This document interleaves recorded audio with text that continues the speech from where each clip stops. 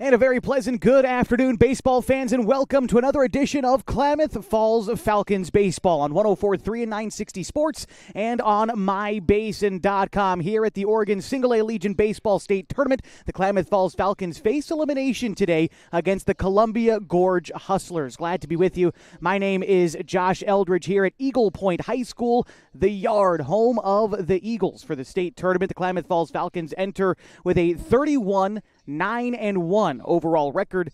Columbia Gorge with a 27-15 record coming into play today. Both teams facing elimination. One of these teams will go home and one will advance to day 4 of the state tournament. As we take a look back to yesterday for Columbia Gorge, it was a win yesterday in the losers bracket, but got sent to the losers bracket at the start of the tournament after playing the host Eagles. A 7-4 loss back on Wednesday sent them to play Everett Street Mechanics. The Mechanics yesterday, that was the opening game of the day on day 2. Winner went home, and Columbia Gorge advanced. A 17-4 win puts them here in game number 9 of the tournament. Meantime, the Falcons won their opening game of the event. A 13-0 win against West Albany pit them against the Eugene Ole Athletics in game number 7 yesterday, and the Falcons had a rough go of it, losing 11-6 against the Oles, and that's what puts them here in an elimination game against Columbia Gorge to start out the day at the Oregon Legion Single-A State Tournament. 2 more games to come today. One of them is an elimination game as Redmond plays Eagle Point in the nightcap this evening, and we've got the winner's bracket game due up at 5 o'clock today as the Eugene Ole Athletics take on Central Point. It's a full day of baseball, but we're only here for this one as the Falcons get ready to take on the Columbia Gorge Hustlers. We're being introduced to the starting lineups, and so we'll go ahead and introduce you to the lineups. I believe we're going to take a break, though, for the anthem before we get ready to go over starting lineups. Going to wait for the direction from our PA announcer, the athletic director here at Eagle Point High School, Dave Earhart. Going to make sure that we're going to go for the anthem now or if we break in just a moment. Here we go. We're going to the anthem, so we're going to take a quick break as they honor America here at Eagle Point High School. Then when we come back, it's time for starting lineups and first pitch on mybasin.com. Pacific Power works day in and day out to power our communities because we know our neighbors rely on us. We're trimming and clearing branches around poles and lines, protecting our system, and giving you real-time updates when storms roll in. You can count on us in all seasons. 24/7, we're here for you. Powering your greatness. The cars we drive play an important part of our everyday. Whether we're going to work, dropping off the kids at school, or maybe even on that first date. Vehicles we drive play an important role in all of that. And that's why at Klamath Falls Subaru, we are so passionate about getting you the long-lasting vehicle that you will love. When you come to our store, you'll find that every department is dedicated to caring for our customers, which is why I can proudly send anyone here knowing that they will be treated like family. Stop by and say hi. When you come to Klamath Falls Subaru, you're coming home. Sports was kind of what defined me as a person. I loved to play every sport I could possibly play. The Abbeys was really the family stomping ground for all of our community. Saturday afternoon soccer tournaments, we'd head over to Abbeys afterwards. And then when we got up into middle school, on our way home, we'd stop at Abbeys after basketball games. When I go home, I want to see 2 things when I drive through Winston. I want to see my Abbeys and I want to see my high school. And those are the 2 memories that stick out the most to me. As a parent of a high school athlete, I've given up trying to get pictures of my kid playing sports. It's nearly impossible to take pictures and enjoy the game. There is a solution, though. God's Gifts Photography attends high school sporting events in the Basin to take individual and team action photos at a great price. Search God's Gifts 2 on Facebook to learn more. They'll come and capture your athlete in action, creating those frameable lifelong memories so you can watch and just enjoy the moment. Call 541-281-2206 to get your athlete on their schedule. God's Gifts Photography.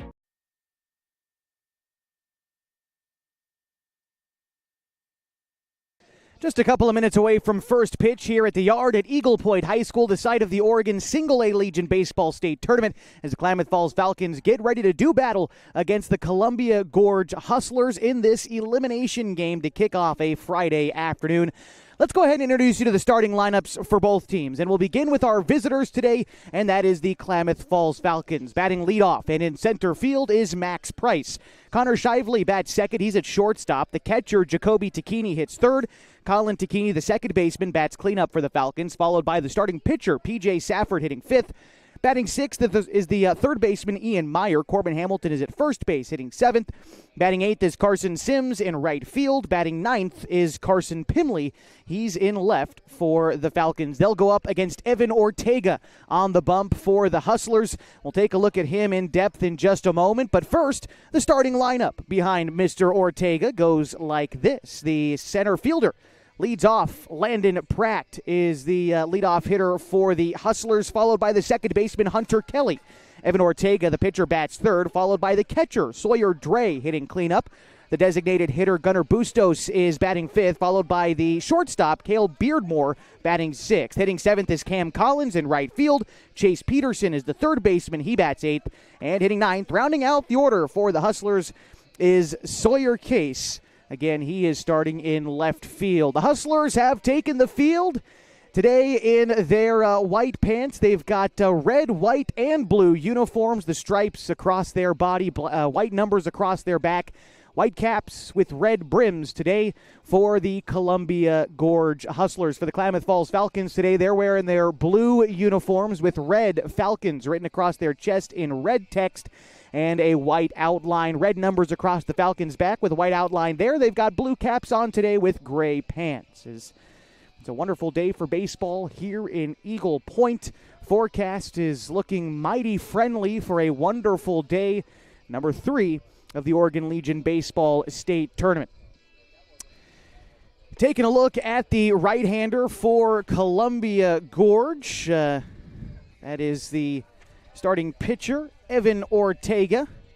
Evan Ortega is a class of 2026 graduate of the Dalles High School. Means he'll be a senior coming up in the fall time. As we take a look at what he's done so far this season for the 27-14 Columbia Gorge Hustlers, Ortega is making his 10th appearance of the summer. It's his 5th start.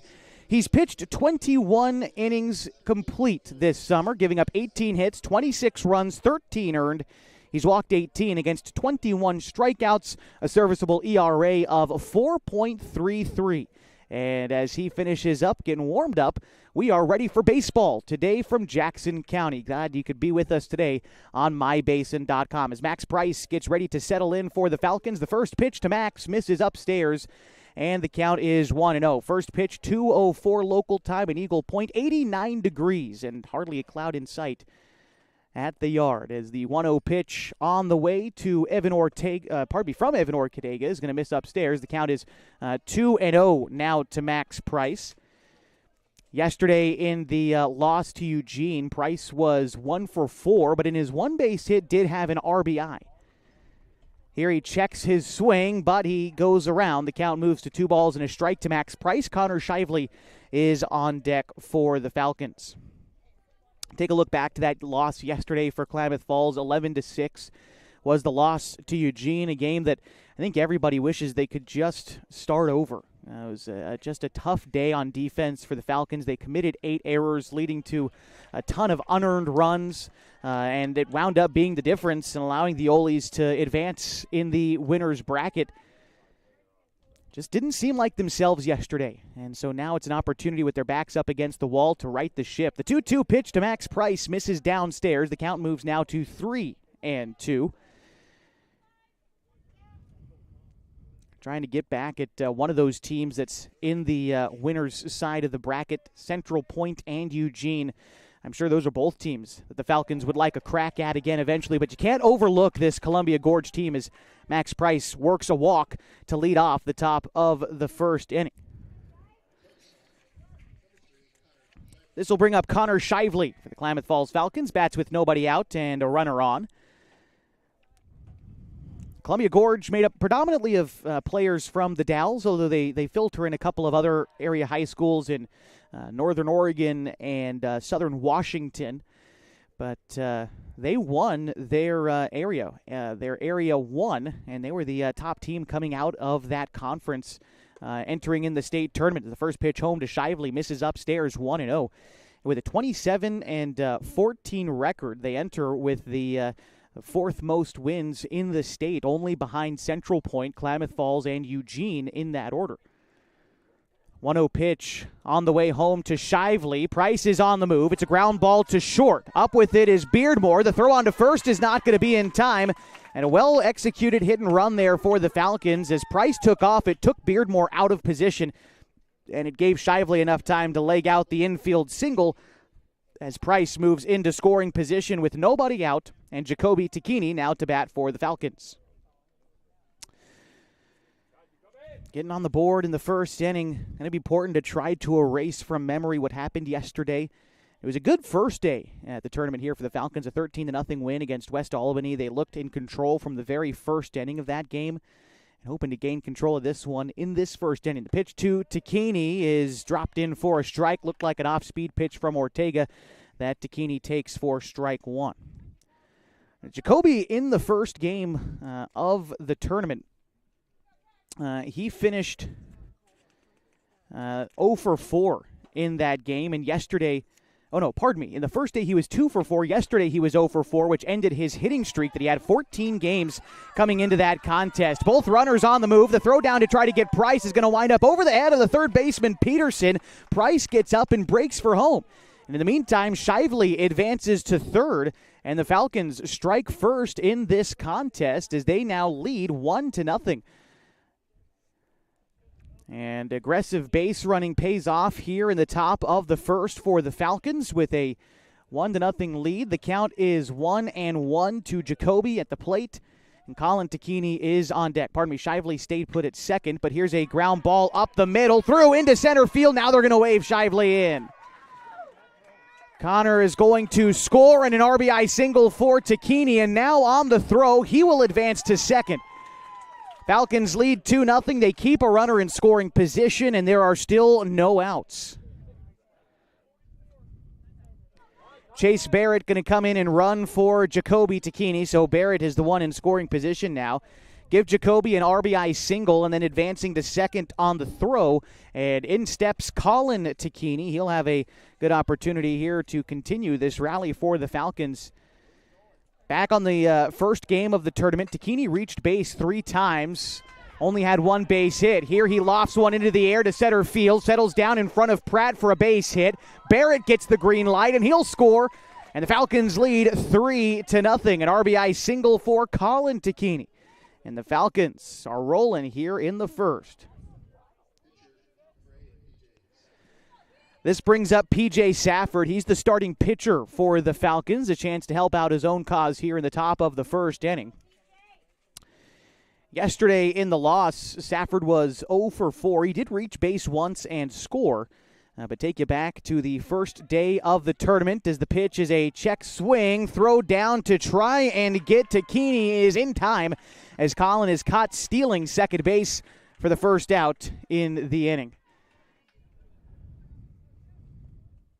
So now bases are empty with 1 out for P.J. Safford. He'll be tasked with getting a new rally started. Again, that pitch home was called a ball, 1-0.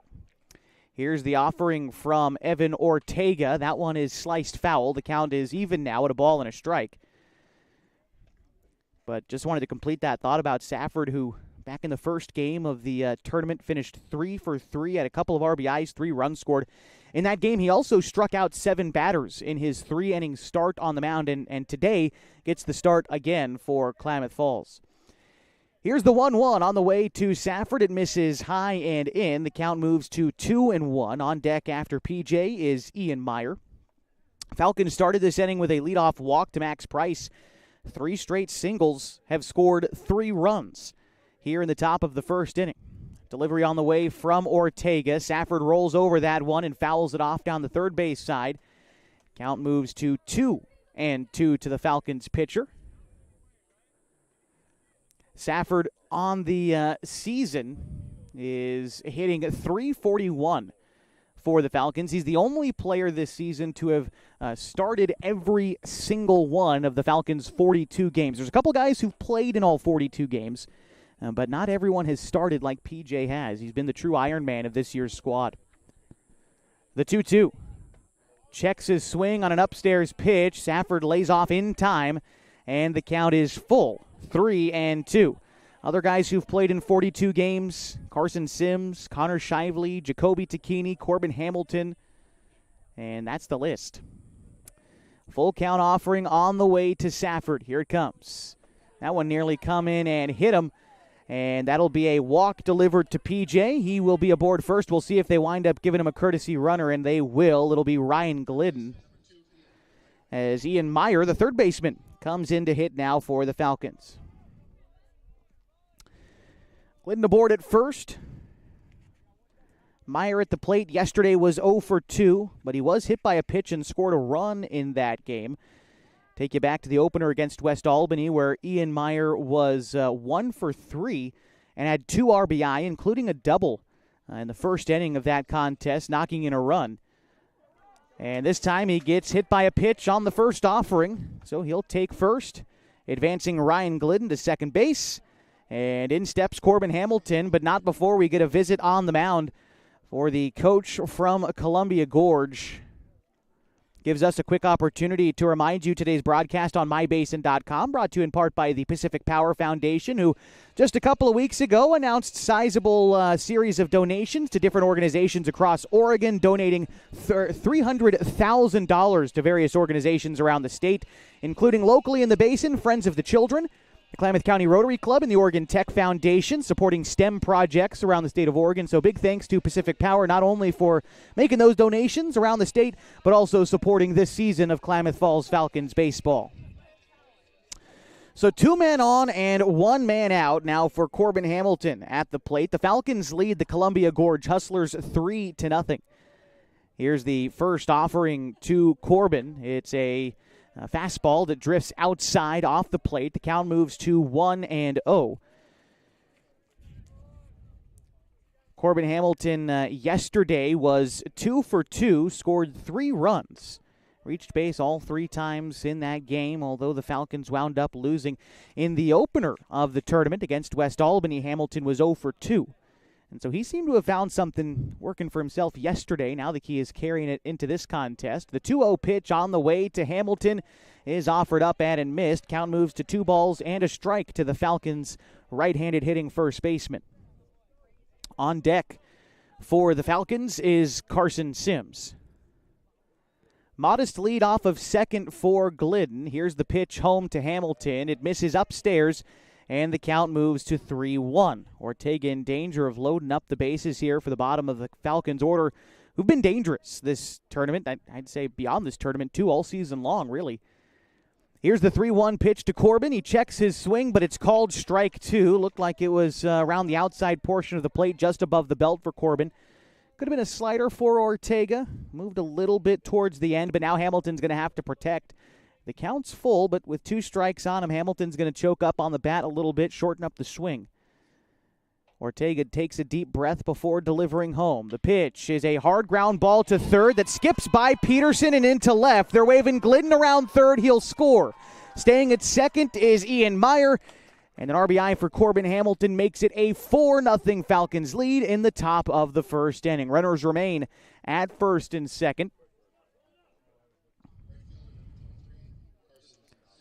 So here's Carson Sims now for Klamath Falls. He bats with 2 men on and 1 man out. His team up by 4. First pitch to Sims is going to miss the zone. The count moves to 1-0 to Carson. Yesterday, Sims had an RBI single in the late going in the 6th inning. That was his only base hit of the day yesterday. Takes a strike there on the outside corner. The count's even now at a ball and a strike. After Sims in the order is the number 9 hitter, Carson Pimley. Fairly aggressive lead off of second there for Ian, but the pitch into Sims is called a strike. Sims had to shimmy out of the way of that one, but it was called a strike anyway. And now Sims going to have to protect the plate in a 1-2 count. Set on the mound is Ortega, and the pitch is hit into the air to right field. Could be playable for Collins near the foul line. He lays out, but can't make the catch in foul territory despite a good effort. Sims gets another life in this at-bat, and the count will remain 1-2.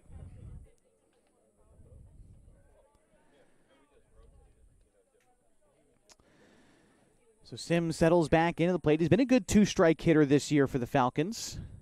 As you can see in that last pitch, trying to just protect the zone. Keeps his hands up a little bit. He widens out his stance. And the 1-2 on its way. That one misses off the plate outside, and the count is even. 2 balls and 2 strikes to the young right fielder for the Falcons, Carson Sims. Had a 2 RBI double and finished with 3 total RBIs in the Falcons' 13-0 win against West Albany. The 2-2 is a ground ball right back to the pitcher.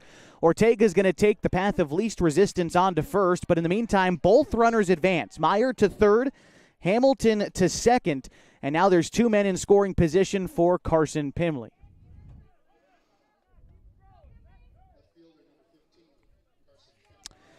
This will be, I believe, the first time that we'll see Pimley at the plate in this tournament. Yeah, looking back through my scorebooks, this will be Pimley's first at-bat of the state tournament as he takes strike 1 there.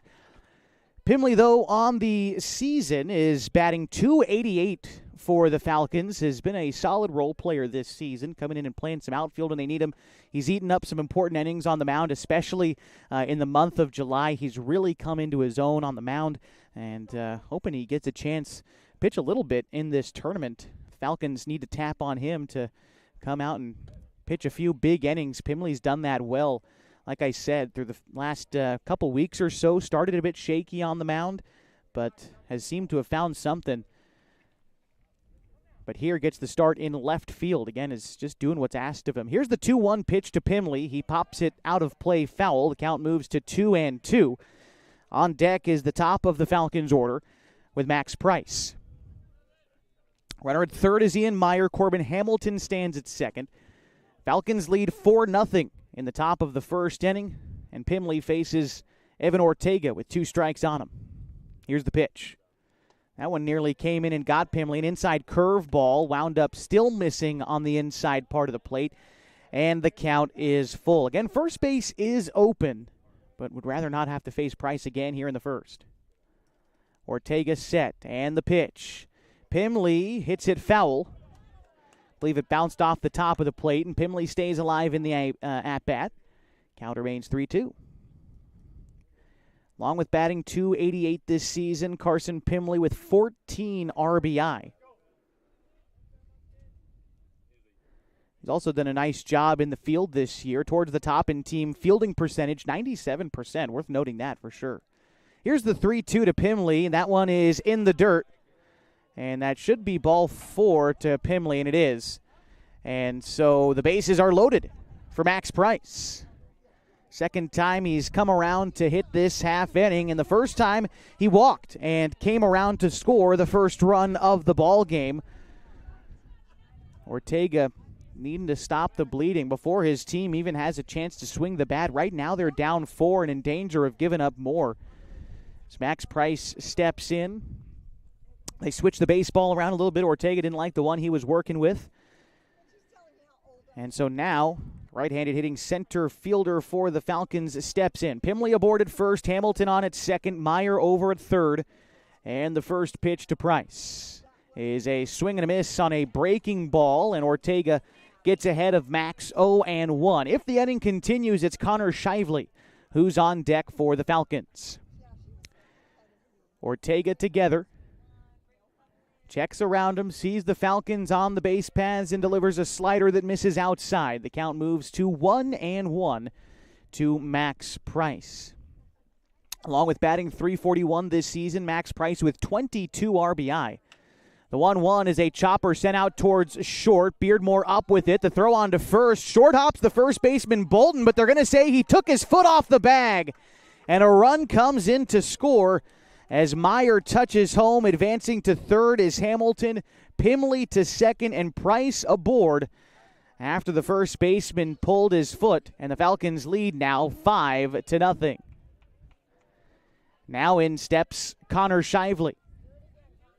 Shively had a single his last time up and would come around to score. First pitch to Shively, gets away from the catcher. Breaking for the plate and scoring is Corbin Hamilton. Everyone else up a station And the Falcons now lead 6-0 in the top of the first inning. Hamilton scores, Pimley to third. And now to second is Max Price. Shively, RBI opportunity here in the top of the first inning. Set is Ortega. And the 1-0 is swung on and missed. The count is even now at a ball and a strike.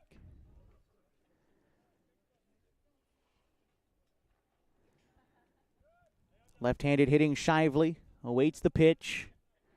1-1 is going to be in the dirt as well. This time Dre's able to knock it down. No one on the move that time.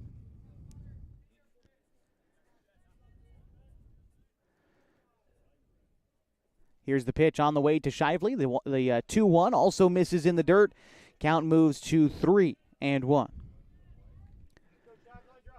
Falcons have only needed 4 hits to score these 3 runs. A couple of walks and an error have helped them out. Actually, 3 errors in this inning for the Hustlers. As that pitch misses down and in, Shively gets on base via the walk, and it brings up Jacoby Tacchini.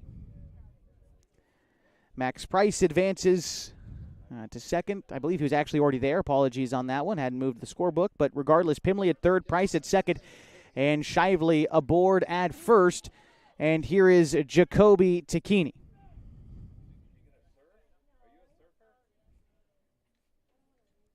Tacchini singled in a run his last time up. Also, when he was courtesy ran for by Chase Barrett, came in to score. The count now 1-0 to Jacoby.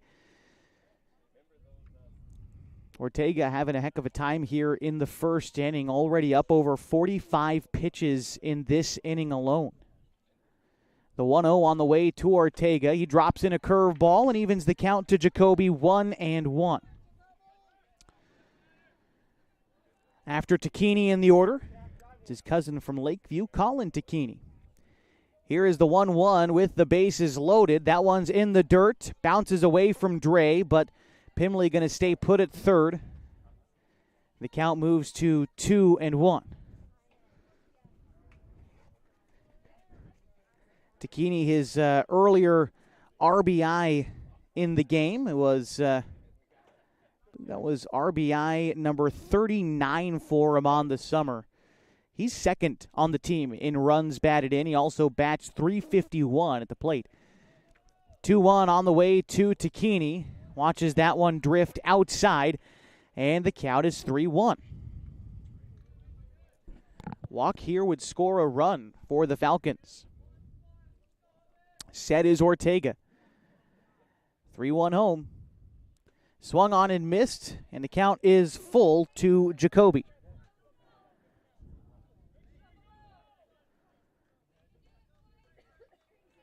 Right-handed catcher settles back in.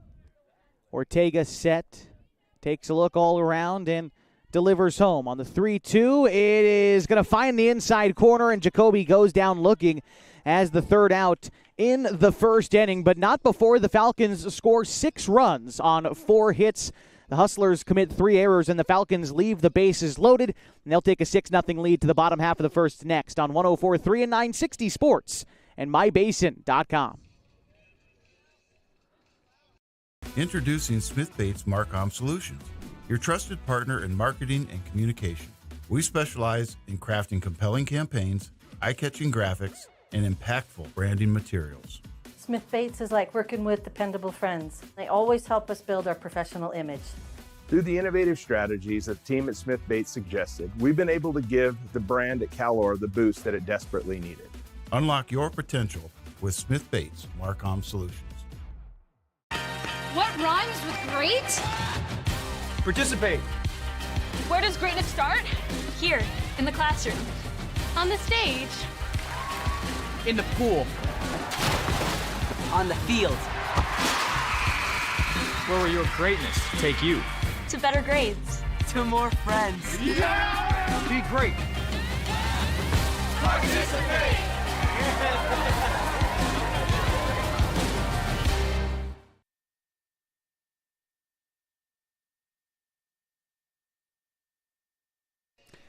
Getting ready for the bottom of the first inning on 104.3 and 960 Sports and MyBasin.com. The Klamath Falls Falcons leading the Columbia Gorge Hustlers 6-0 in the bottom of the first inning. P.J. Safford will be getting the start today for the Falcons. P.J. making his 7th start of the summer.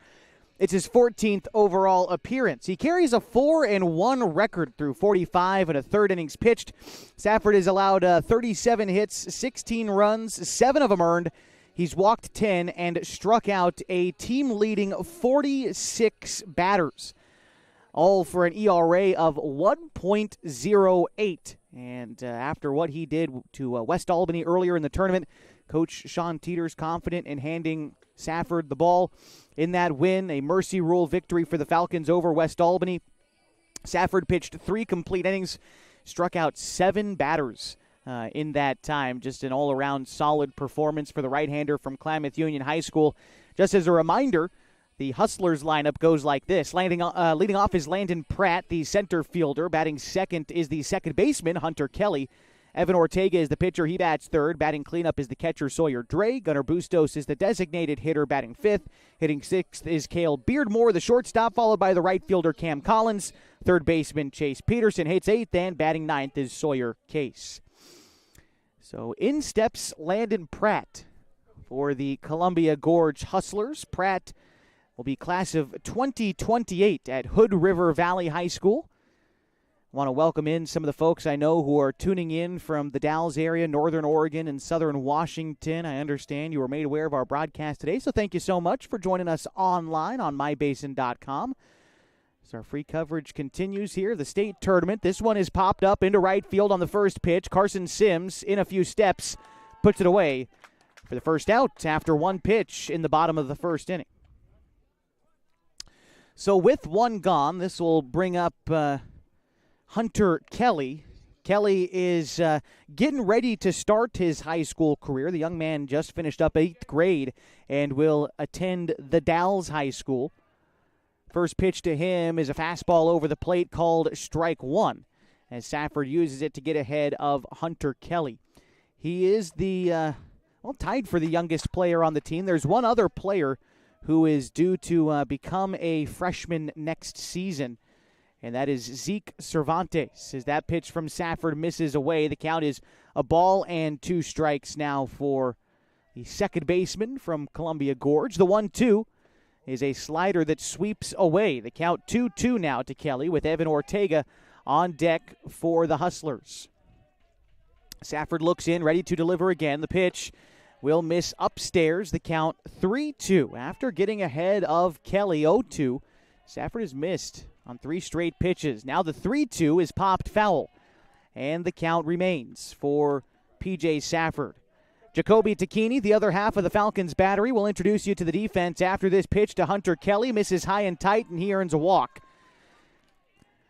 Ian Meyer plays third. Connor Shively at short. Colin Takini at second, with Corbin Hamilton at first. In the outfield from left to right, it's Carson Pimley, Max Price, and Carson Sims. A runner on first for Columbia Gorge if they want to start chipping away at this deficit. Base runners are the way to do it. You got a long way to go before this one is decided. But if you can start getting guys on base, getting them over, and even just chipping away 1 or 2 runs per inning will make Columbia Gorge feel fairly confident as the game goes on. But Safford, his job is to try and stop him as he gets ahead of Ortega with an inside slider on strike 1. Gets Ortega to chase the outside slider for strike 2. And now Safford, after using the off-speed pitch to get ahead, that's what he likes to do here in the early going as Safford comes set, and he'll try again with the 0-2. Misses upstairs, and the count is 1-2. After Ortega in the order, it is Sawyer Dre. Ortega, class of 26 for the Dalles. Here's the 1-2 again. That swung on and missed in the dirt, but it doesn't matter. Down on strikes goes Ortega for the second out in the first inning, and it brings up Sawyer Dre.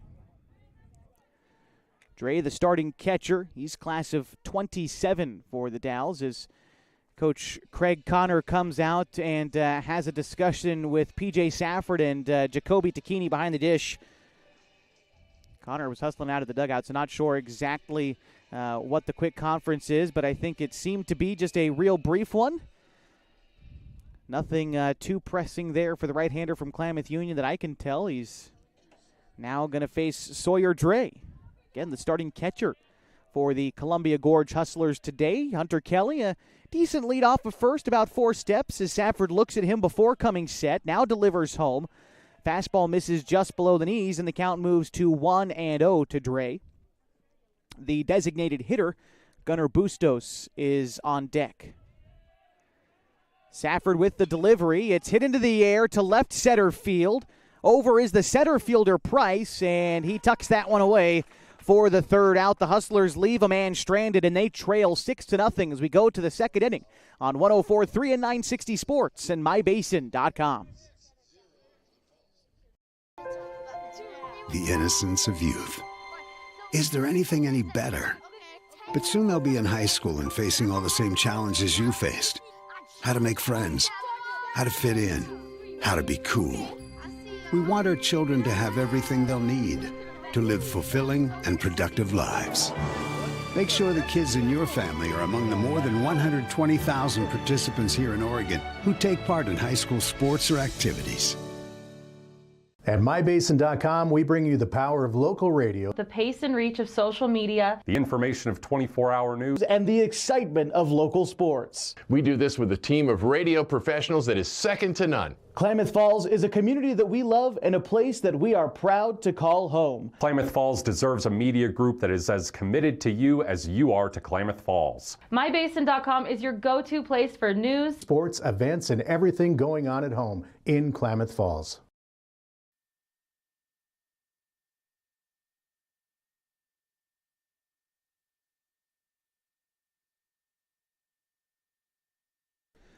Well, it is the top of the second inning on 104.3 and 960 Sports and MyBasin.com. A new pitcher into the game for the Columbia Gorge Hustlers. Looks like it'll be Cale Beardmore. I want to see if we get any more defensive switches for the Columbia Gorge Hustlers. Make sure that in a moment, as Beardmore was playing shortstop, so we'll find out who assumes his position in a moment. As the Falcons lead 6-0, it'll be Colin Tacchini, P.J. Safford, and Ian Meyer do up this half inning. Looks like Ortega has moved over to second, and Kelly, the former second baseman, will move over towards short. And so there you go, the new defense for Columbia Gorge. Just making a change here to my own book.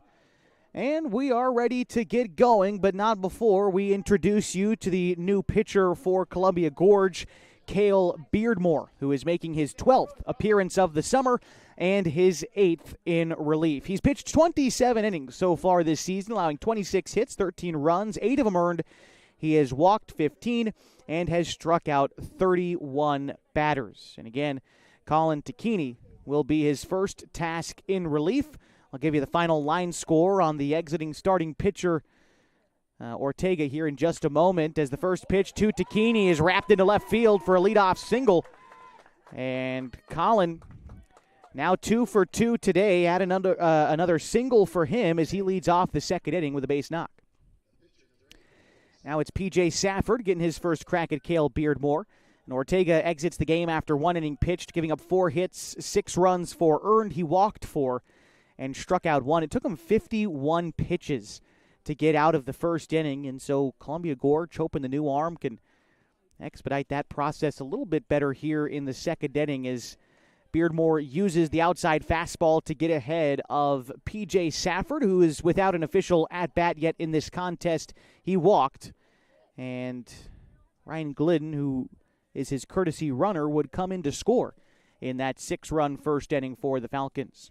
The 0-1 pitch home to Safford is a big breaking ball from Beardmore. Starts out of the zone high and breaks out of the zone low. That could be a pretty devastating pitch if Beardmore is able to place that in the strike zone moving forward, but breaking it out there to Safford, but winds up running the count even. Here's the 1-1 on the way to PJ.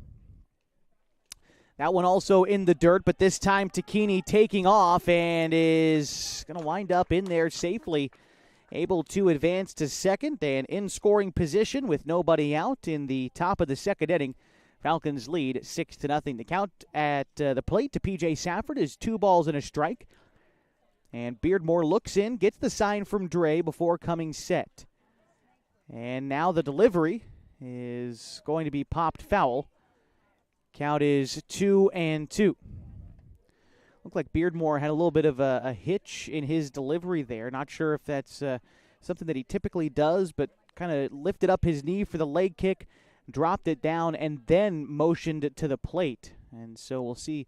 Just curious about that motion. Everyone does it a little bit differently as Beardmore comes set. And the kick, yeah, that's part of his normal motion as he drops in. Strike 3 to Safford, looking an inside breaking ball. And Safford goes down as the first out in the second inning. This will bring up Ian Meyer for the Klamath Falls Falcons, and we'll have a pitching visit here. As fine time to remind you, today's broadcast on mybasin.com and 104.3 and 960 Sports is brought to you in part by Abby's Legendary Pizza. If you're looking for a great place to eat, head to one of Abby's Legendary Pizza locations for some of the best pizza in the Klamath Basin at 1919 Austin Street or 2226 Shalleck Street near OIT. Abby's Legendary Pizza is a proud supporter of our high school baseball and Klamath Falls Falcons baseball broadcasts on mybasin.com. Also, Beardmore sticking around in the contest. It was only him and his coach out there on the mound, not even joined by Dre, the catcher. So it looks like we're ready to continue baseball. Colin Tacchini on board in scoring position at second. There's one out, and Ian Meyer is at the plate as the Falcons lead Columbia Gorge 6-0. Here's the pitch. It is hit into the air to right field. Collins giving chase, but that one is over his head and will two-hop the wall. Colin Tacchini gets the green light to go home, and he scores standing. An RBI double for Ian Meyer, and the Falcons lead 7-0.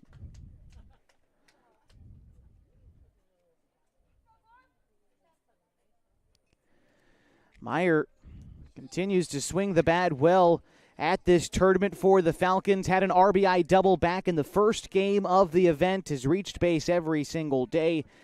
And now 1 for 1 with an RBI double. Here's Corbin Hamilton. First pitch to Hamilton is dropped in for a strike. The count goes 0-1. That was that curveball I was talking about from Beardmore. Starts out of the zone and then just falls off the table at the end. But in the case of that last pitch, still found the knee-high strike. 0-1 is a fastball. This one dips below the knees in the dirt. Counts 1-1 to Corbin Hamilton.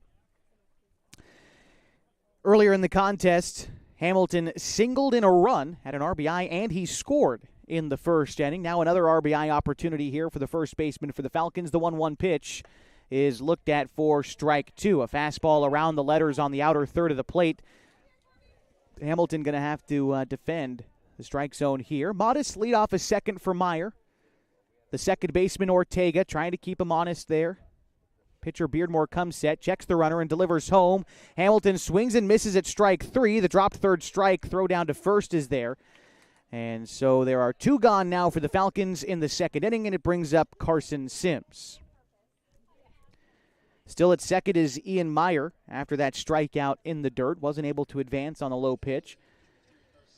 So Sims is 0 for 1 in the contest thus far. He grounded out to the pitcher in the previous inning. Falcons have already scored 1 run here. It was on the RBI from Ian Meyer, who again is stationed in scoring position. Sims hits a line drive to center field. That one settles down, and Meyer is getting waved around third. He will score standing. The throw to second is going to bounce off the glove of the second baseman, allowing Sims to swipe the bag. So Sims getting the single and advancing on the error. Sims with an RBI as well as Meyer touches home. The Falcons lead 8-0 in the top of the second inning, and they still keep a runner in scoring position for Carson Pimley. Pimley walked his first time up, so still looking for his first official at-bat in this contest. The first pitch home to him is going to miss high and away, and it moves to 1-0. Pimley hits .288 on the summer for the Falcons, 14 RBI for him. And by the way, for Sims, that previous RBI is number 25 for him on the summer. This pitch to Pimley fouled back. The count is even now at a ball and a strike. On deck after Pimley is the top of the Falcons order and Max Price. Kel Beardmore taking his time getting back on the rubber. Lead off of first for Sims. Not terribly aggressive, but Ortega's still there to try to keep him honest. The pitch home is a check swing by Pimley. Thought about going around, but that fastball wound up high and tight. The count moves to 2-1 to the Falcons' left fielder. Dre delivers the sign to his pitcher, Beardmore, gives the target, sets up outside, but this pitch actually goes inside and is called a strike against Pimley. That inside corner to the right-handers has been called a strike more often than not so far in the game. Now it's going to be up to both teams to try and make that adjustment. Neither has been pleased so far. Here's the 2-2. It misses high. And so on back-to-back pitches, we get groans from both dugouts and both fan bases. But regardless, the count is full to Carson Pimley as Beardmore comes set. Here's the pitch. That one bounces to the plate, no question about it. Pimley works a walk, and it'll bring up Max Price with 2 men on, 2 men out, an 8-0 ball game in the top of the second inning. Second walk, by the way, for Pimley this game, and Price gets ready to hit now. Price walked in his first at-bat, then reached on an error in his second at-bat in the first inning. So 0 for 1 today. He did score a run, though, his first trip around the bases. Pitch to Price is going to miss low, and the count is 1-0. Again, Beardmore trying with that big bending breaking ball, but that time missed just below the knees to Price, and he gets ahead to start this at-bat. 1-0 to Price, drifts outside.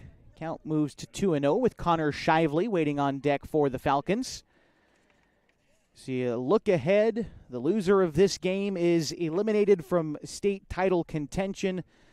The winner will advance to play yet another day as Max Price rips a ground ball down the left field line, and it stays fair. Sims will come in and score. The throw to try to get Pimley advancing to third is going to run wild in the infield, and advancing to second on that throw is Max Price.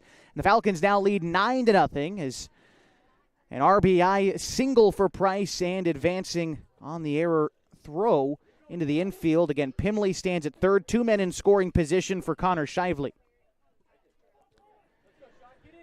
Shively is 1 for 1 in the contest thus far, singled in the first inning and scored, also walked in the first inning. This will be his third trip to the plate here. First pitch swinging for Shively, a fly ball to right field. Under it is Collins, has to fight the sun and is unable to do it. And the run will score, and I hope Collins is okay. Had to really fight the sun there, and I think it bounced straight off of him. And advancing to second is Shively. Reaching on the error and a run scores. It's 9-0 Falcons. But we're going to take a quick break as we tend to Collins in right field, as it doesn't look good. We'll step aside, and when we come back, we'll continue your coverage of the Oregon Single-A Legion Baseball State Tournament on mybasin.com. Time to reclaim your health and your autonomy. At Heartfelt OBGYN, they focus on you. Their evidence-based approach to care means fewer office visits and a targeted treatment plan to directly address your specific needs. They believe in solutions for their patients, not the industry's profit margin. The providers at Heartfelt OBGYN are committed to serving the community and giving back to the basin. Find them at heartfeltobgyn.com. Heartfelt, because you deserve to be in control of your body and your informed choices. At Eisler Group, they are confident that their tax and accounting professionals are experienced and trained like no one else. From individual, corporate, partnership, estate, trust, Eisler Group stands ready to help you with all of your financial, tax, and accounting needs. They have been in Klamath Falls for nearly 60 years, raising their families here and being part of the community. The Eisler Group can be found at eislerkf.com. That's ISLERKF.com. eislerkf.com.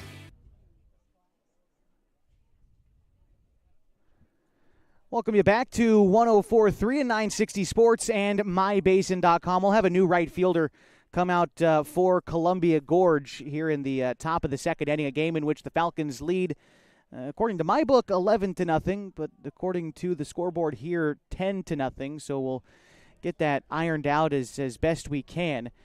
And Connor Shively is stationed at second. 2 runs came in to score on the previous play. The new right fielder, by the way, is Chaz Valentine, a recent graduate of Hood River Valley High School. Looks like we're also seeing, this is just Ortega coming back out of the dugout. So the score is 11-0. Haven't changed it on the scoreboard here, but Shively will be stationed at second. There's 2 outs in the inning for the Falcons, and want to wish the best to Cam Collins, who exited the game seemingly after that injury. I believe the fly ball, he lost it in the sun, and it looks like it hit him in the face of some kind, or maybe off the top of his head. Regardless, had to come out of the game, hoping that he's able to recover okay. But the game must go on, and Valentine replaces him in right field. Jacoby Takini will have a chance to hit with Shively in scoring position, and the Falcons up 11-0 in the Single-A Oregon Legion Baseball State Tournament. An elimination game. Before we went to break, we were talking a little bit about the bracket format moving forward. We'll try to continue that thought, although with 2 outs in the inning, might not be able to fit it all the way in, as Takini takes ball 1 to start his at-bat. Loser goes home at the end of this one. The winner will advance to game number 12 of the tournament, although who exactly will meet them there is yet to be decided. Takini puts a blast into one, deep to left field, but it rattles up against the wall. Shively's going to score with ease, and Takini will pull up to second. Falcons lead 12-0, an RBI double for Jacoby. They'll go ahead and trade places out there, and the Falcons have doubled their lead here in the second inning.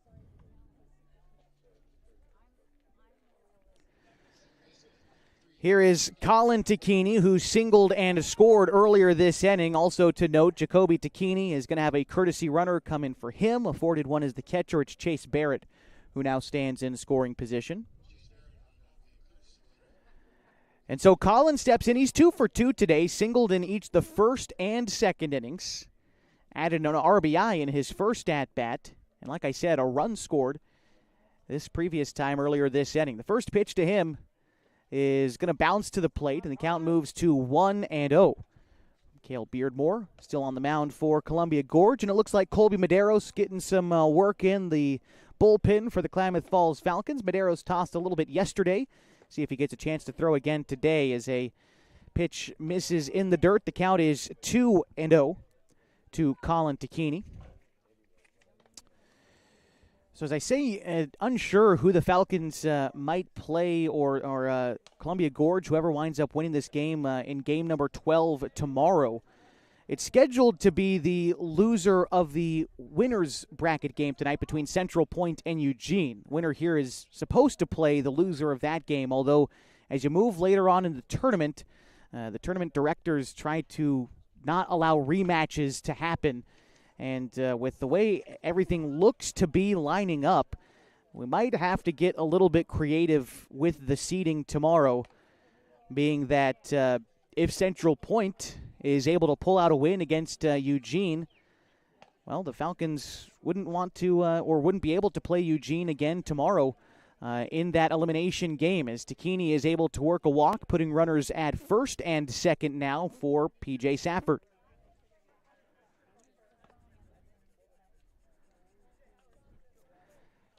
Safford earlier this inning struck out looking to atone for that here his second time around. Otherwise, in the first inning, he walked, and Ryan Glidden would come on and courtesy run for him. Glidden would score a run that trip around the bases.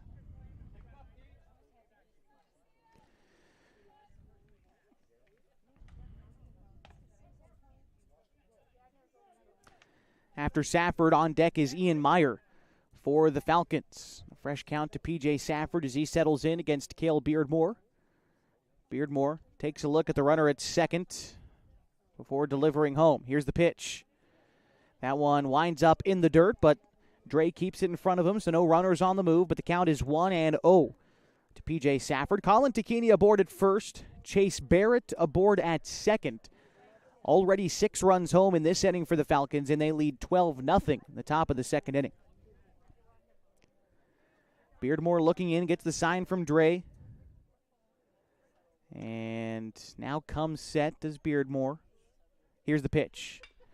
Ground ball back to the pitcher, off the glove of Beardmore, but he collects and throws on to first to end the inning. But again, the Falcons score 6 more runs, leave a couple men on base, and carry a 12-run lead to the bottom of the second on 104.3 and 960 Sports and MyBasin.com. We drive play an important part of our everyday. Whether we're going to work, dropping off the kids at school, or or maybe even on that first date. Vehicles we drive play an important role in all of that. And that's why at Klamath Falls Subaru, we are so passionate about getting you the long-lasting vehicle that you will love. When you come to our store, you'll find that every department is dedicated to caring for our customers, which is why I can proudly send anyone here knowing that they will be treated like family. Stop by and say hi. When you come to Klamath Falls Subaru, you're coming home. Sports was kind of what defined me as a person. I loved to play every sport I could possibly play. The Abbeys was really the family stomping ground for all of our community. Saturday afternoon soccer tournaments, we'd head over to Abbeys afterwards. And then when we got up into middle school, on our way home, we'd stop at Abbeys after basketball games. When I go home, I want to see two things when I drive through Winston. I want to see my Abbeys and I want to see my high school. And those are the two memories that stick out the most to me. Welcome you back to 104.3 and 960 Sports and on mybasin.com. The Klamath Falls Falcons carrying a 12-run lead. At the bottom of the second inning, due up this half for Columbia Gorge will be 5, 6, and 7 in their order. That is Gunnar Bustos, Cale Beardmore, and Chaz Valentine. And it looks like Bustos getting ready to step in here.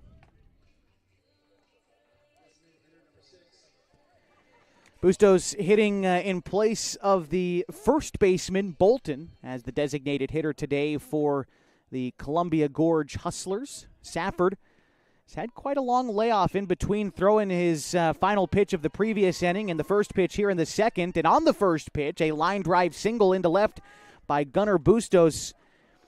And the Hustlers needing some life. We'll see if that gives them a little bit here in the second inning. They don't need it all back just yet, but, well, now the game is facing being shortened via mercy rule. Got to start getting these runs back soon for Columbia Gorge. Again, you don't need it all back, but start chipping away. That's got to be the goal here in the second inning. And a leadoff single is a quality start. Now it's Cale Beardmore, who started the game as the shortstop, now in as the pitcher for the Hustlers. Safford takes a look over at the runner at first, Bustos, before coming set. Now delivers the pitch, waved at and missed. And Safford is ahead 0-1. Take a look at Beardmore offensively on the season for Columbia Gorge. We'll do so after the 0-1 pitch. It is fouled off. Count moves to 0-2. Beardmore on the season at the plate is batting .464. Pardon me, that's his on-base percentage. Batting .315 for Columbia Gorge. As he swings and fouls it back into the glove of Takini, goes in as a strikeout for the first out in the second inning. 2 strikeouts for Safford on the afternoon, and it brings up Chaz Valentine getting his first at-bat today. Valentine coming in as a defensive replacement in that last half inning. Valentine this season batting .196 for Columbia Gorge. As a team, the Hustlers bat an even .300. First pitch from Safford called a strike. Chase Peterson is on deck for Columbia Gorge. The 0-1 pitch waved at and missed. Count moves to 0-2 to Valentine. Safford back on the rubber, ready to throw. Gets the sign in from Takini. Jacoby sets his target away. Safford hits his target, but Valentine golfed that one out of the dirt foul. And he'll stay alive in this at-bat. Probably would have been ball one, but Valentine, his task, he feels, is defending the plate, and that time does so successfully to stick around in this at-bat. Here's the 0-2 again. This one misses high, no question. Count moves to a ball and 2 strikes. Valentine from Hood River Valley High School, a recent graduate, 2025, listed as a first baseman on the roster, but playing in right field today. Here's the 1-2. Safford drops in a beautiful breaking ball that Valentine stares at for strike 3. Now there are 2 gone in the second inning, and here's Chase Peterson. Peterson getting the start at third today for Columbia Gorge. And Out of the dugout comes Craig Connor and Colby Maderos closely following him. That strikeout looks like it'll be the end of the day for P.J. Safford. We'll step aside, and if the Falcons make any defensive changes, we'll let you know. But in the bottom of the second inning, they lead 12-0 in this elimination game of the Oregon Single-A Legion Baseball State Tournament on 104.3 and 960 Sports and MyBasin.com.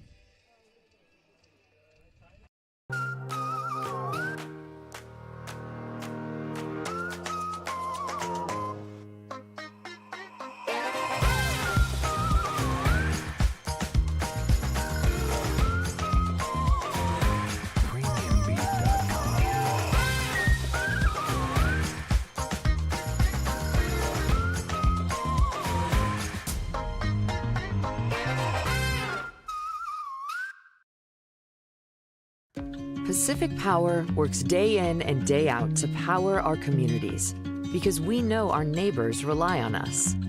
We're trimming and clearing branches around poles and lines, protecting our system, and giving you real-time updates when storms roll in.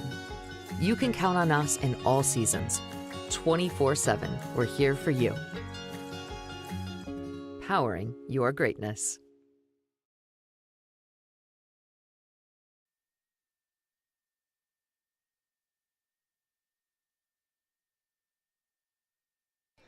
Welcome you back to 104.3 and 960 Sports and on MyBasin.com. New arm on the mound for the Klamath Falls Falcons is the right-hander from Bonanza. That's Colby Maderos. He'll come in for P.J. Safford. Safford will stick around in the game. He'll take over duties at third base, replacing Ian Meyer there. In the meantime, Meyer looks like he's getting loose in the bullpen. We'll see if he winds up making an appearance on the mound. Regardless, let's introduce you to the right-hander from Bonanza, the aforementioned Colby Maderos, who enters with a 3-3 record. It's his 11th overall appearance on the season and his 8th in relief. A 6.76 ERA for Colby through 29 innings even. He's given up 48 hits, 32 runs. He struck out 21 batters. He enters the game here with 2 gone and Chase Peterson at the plate, and Maderos gets across strike 1. By the way, Safford exiting the game after just throwing 23 pitches, so long as the Falcons hold on and come away victorious in this elimination game, Safford would be ready to throw tomorrow for the Falcons if they need him to. And again, can't look that far ahead. Still got to close out this win against Columbia Gorge. But that is the reasoning for keeping Safford on the low pitch count there. The count is 1-1, and Maderos delivers home. A ground ball left side of the infield. Shively on the backhand, goes the short route to second, and gets Bustos. That will retire the side in the bottom of the second inning. After a leadoff single, the Hustlers still scoreless as we go to the third in a 12-0 ball game on 104.3 and 960 Sports and MyBasin.com. Threads. There are many threads that run through our region. There are churches and schools and Little League teams that bring us together and bind us into communities. There are roads and cars, there are houses and jobs and businesses, all woven together to make the fabric of our communities. There are financial threads that are part of that tapestry as well. For over 80 years, it's been our pleasure to be headquartered here, providing financial services to generations of our friends and neighbors. From that first savings account to retirement planning and all of the cars and houses and groceries in between, we keep your money local, investing it back into our communities, adding more threads to the fabric to make our communities stronger. Pacific Crest Federal Credit Union. Find your path.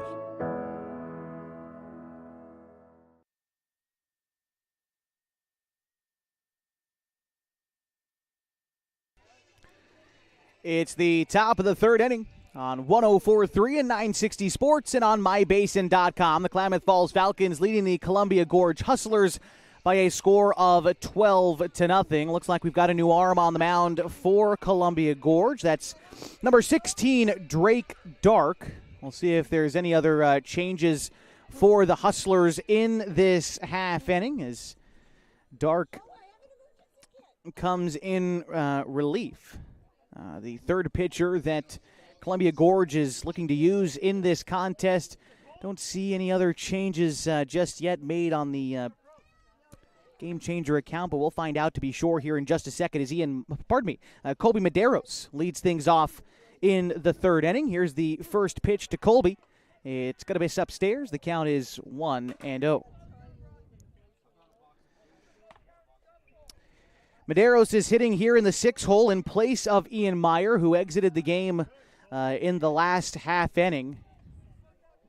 But he finished 1 for 1 with an RBI double and 2 runs scored in the contest. Here's the first, the 2-0 pitch misses. The count now 3-0 to Maderos.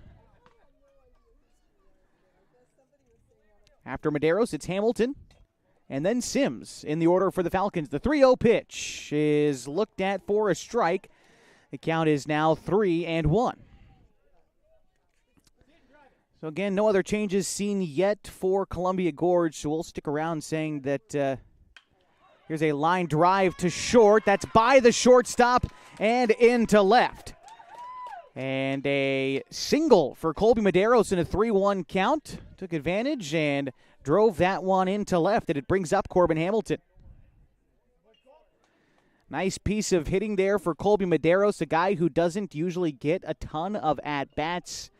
But he does a good job that time of taking advantage with the opportunity that he's given. Maderos is now 5 for 13 on the season. And now Corbin Hamilton, who's 1 for 2 today. An RBI single came in the first inning, lofts one foul the opposite way. The count moves to 0-1. After Hamilton in the order, it looks to be Carson Sims for the Falcons. Here's the pitch. That one is going to miss upstairs. Count is 1-1 to Hamilton.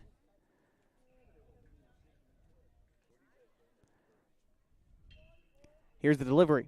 That one misses. Count 2-1 to the first baseman for the Falcons. Again, in the first inning, had an RBI single, also scored a run in that inning. In the second inning, he struck out. Hamilton swings and misses at the 2-1 pitch. The count is even now, 2 balls and 2 strikes. Nobody out and a runner on first is, I believe, Ryan Glidden, after Maderos gets the courtesy runner in for him, afforded one as the pitcher. So Glidden's on first, and the 2-2 pitch on the way to Hamilton. It misses outside, and the count is full now, 3-2.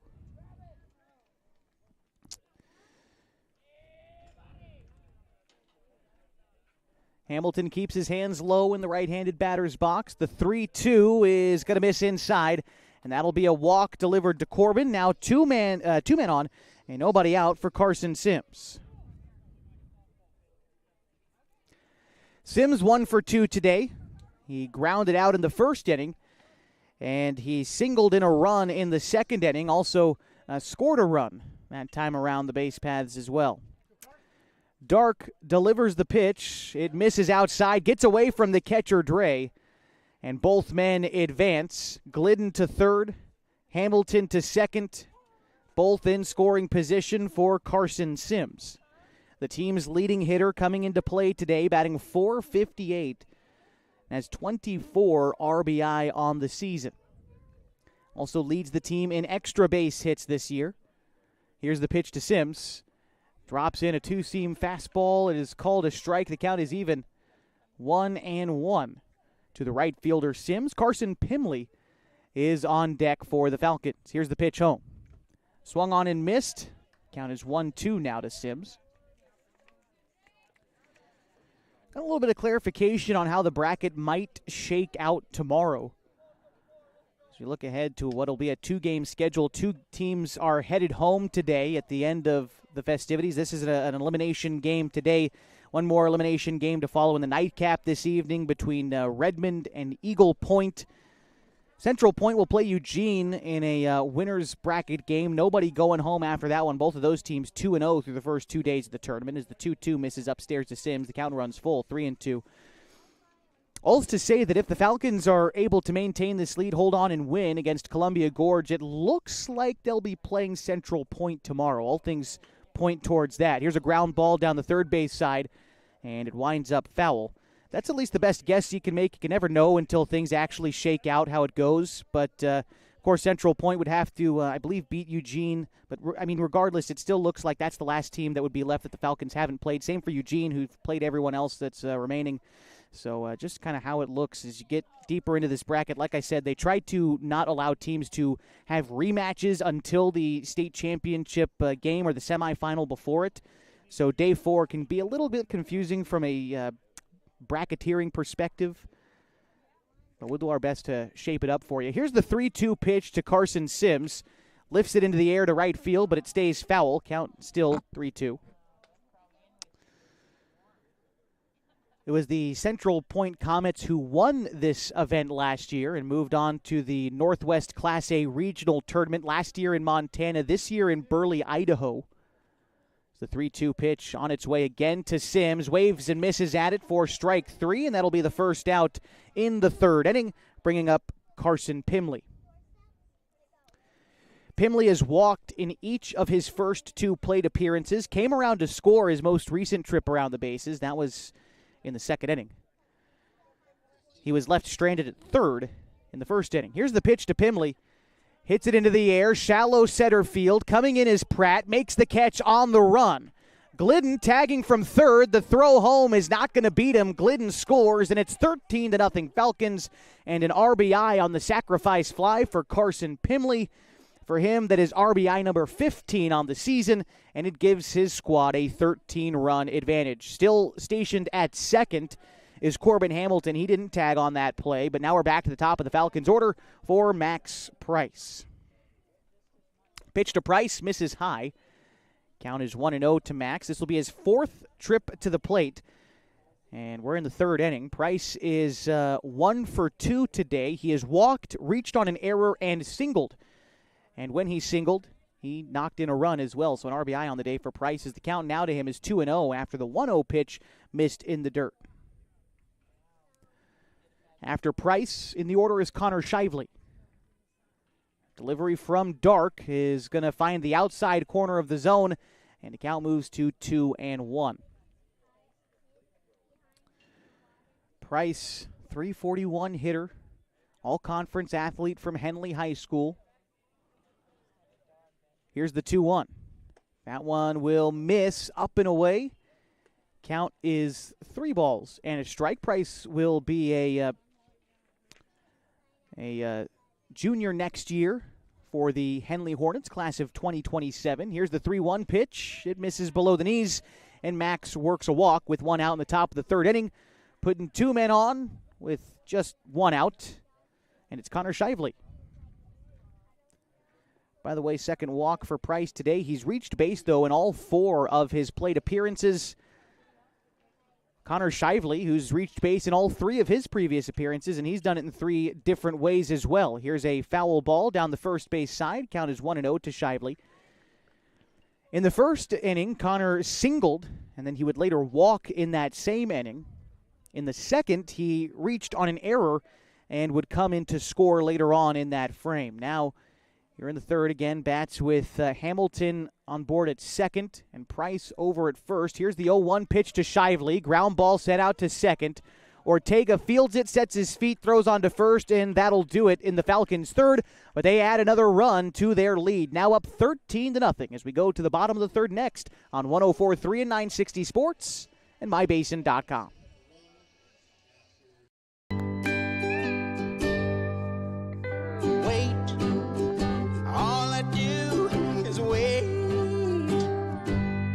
So lonely, I just sigh and moan.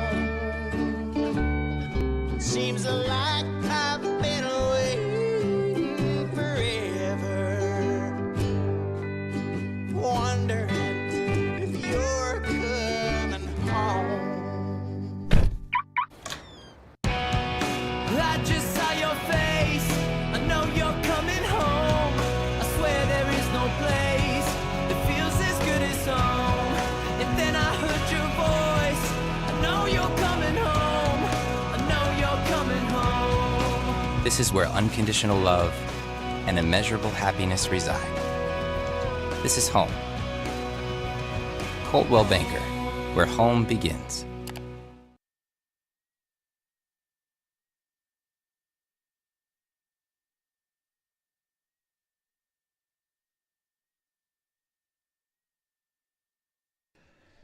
9-1-2 due up this half inning for the Columbia Gorge Hustlers as they face a 13-run deficit in this elimination game against the Klamath Falls Falcons at the Oregon Single-A Legion Baseball State Tournament.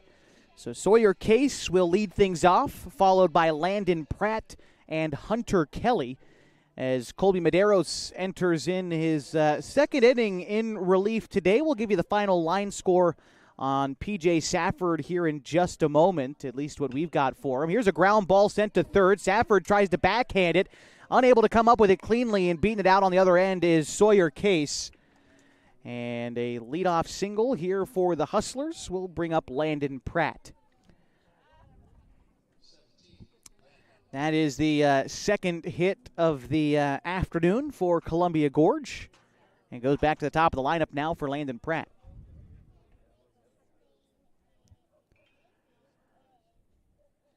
Set is Maderos, and he delivers the pitch. That one dips below the zone. The count is 1-0. Unofficially, Safford finishing on an inning and two-thirds pitched, giving up one hit, one walk-in, striking out three batters. Maderos readies with the 1-0. Ground ball, one hopper out to Shively, throws on to Takini for one, on to Hamilton at first, and a 6-4-3 double play. There are now two gone in the third inning.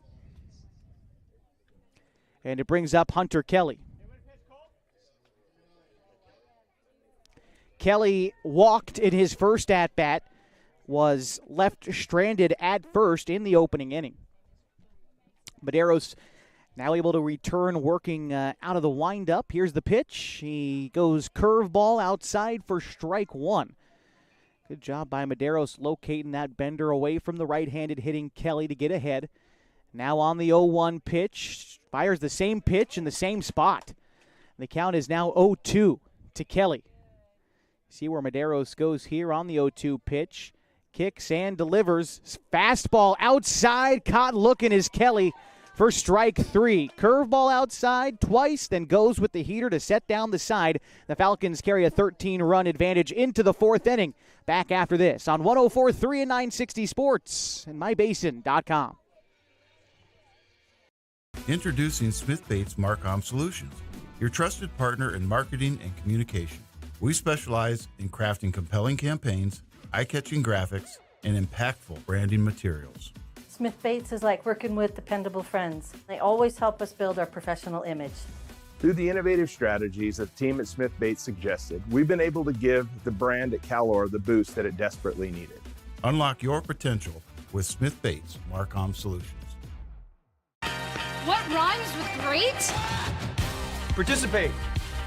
Where does greatness start? Here, in the classroom. On the stage. In the pool. On the field. Where will your greatness take you? To better grades. To more friends. Yeah! Be great. Participate.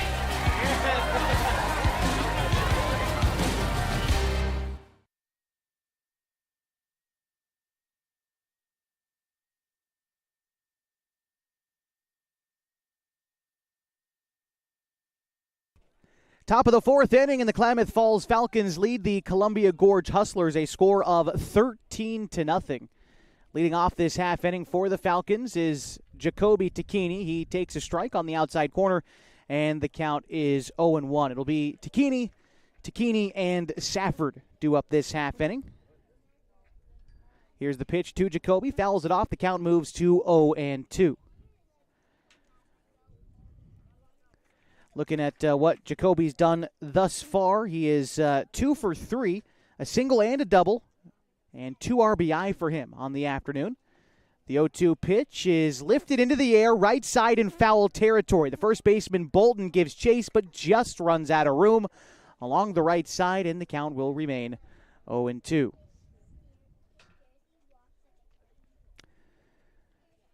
So Jacoby settles back into the right-handed batter's box. See if there's any other changes. It looks like it's still Drake Dark on the mound for Columbia Gorge, but try to see if there's any other changes for him as Dark working out of the windup here in the 0-2 count, agreeable with the sign given by Dre, and the pitch. Takini sends a sharp ground ball through the left side of the infield and into left field. And A leadoff single in the fourth inning for Jacoby. Will likely result in Chase Barrett coming on out of the dugout. Maybe not in this case. They're going to keep Jacoby on the base paths after the leadoff single. Gotcha. Chase Barrett looks like he's on deck for the 5-hole. So, and that is why Takini is there at first. Pitch home to Colin. Gets away from the catcher. And advancing to second on the wild pitch is Jacoby Takini. He's now in scoring position in the top of the fourth inning. We do have one defensive replacement for Columbia Gorge in this half inning. It looks like Thatcher Dre is now playing second base. Colin Takini sends a bouncer down the third base line. It kicks foul. The count is even now at a ball and a strike to Colin.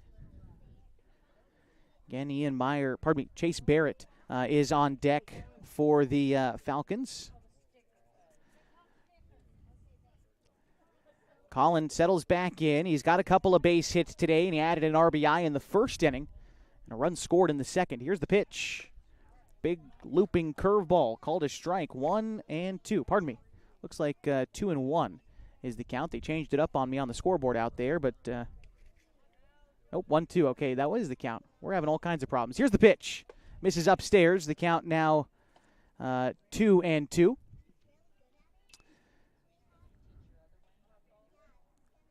Colin settles back in, keeps his hands around the letters in the right-handed batter's box, awaits the pitch, and it's on its way, popped up, out of play, foul. Count remains 2-2. Jacoby still standing at second after the leadoff single. The Falcons have gotten a leadoff base runner in each of the first 4 innings of this ball game. Here's the 2-2. And that one is taken upstairs. Count is full. Now to Colin Takini. Takini did walk his last time up. Here's the 3-2. This one, he fists it out towards short, but it's over the head of the shortstop and into center field.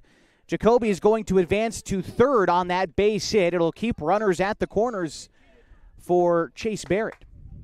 Nice piece of hitting there for Colin Takini, taking an inside pitch. Might have been a little bit late on it, but got just enough of it to lift it into center field for the base hit. So again, Barrett hitting in place of Safford here in the 5-hole. See if this is a permanent replacement or if they wind up just looking to get guys some at-bats in a game that has gotten a little bit out of hand. In the middle portion, you thought Columbia Gorge would continue to have a chance to make a comeback, but after remaining scoreless through the first 3 innings, they're just frankly running out of time, needing to keep things where they are here, but the Falcons flirting with adding another run with men at the corners and nobody out. The first pitch to Barrett missed. The 1-0 also misses, this time low. The count is 2-0. Barrett on the season, batting .346 for the Falcons. He's been one of those guys this season that has just been such an important role player for this team. The 2-0 is swung on and missed, counts 2-1. Barrett has played a ton of games this year. This is his 38th game appeared in out of 42 games for the Falcons. He's played more than he hasn't, but he's only started in 7 games.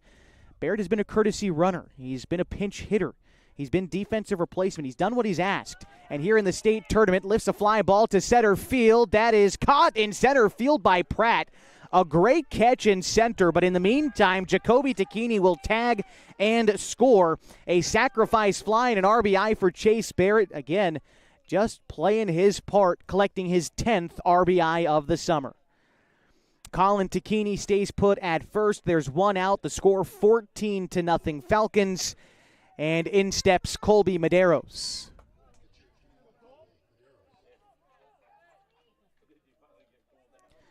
Maderos singled and scored his last time up.